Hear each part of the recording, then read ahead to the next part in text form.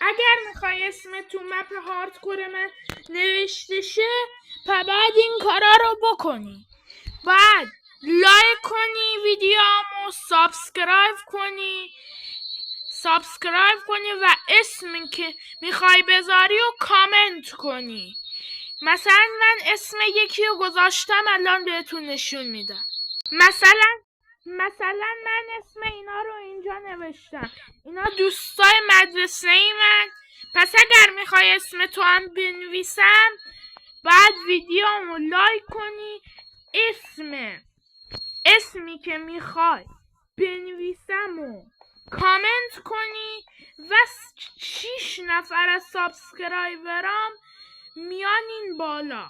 پس سابسکرایب کن تا بتونم اسمتو اینجا بنویسم و اسمتو کامنت کن. تا ویدیوی بعدی، خداحافظ.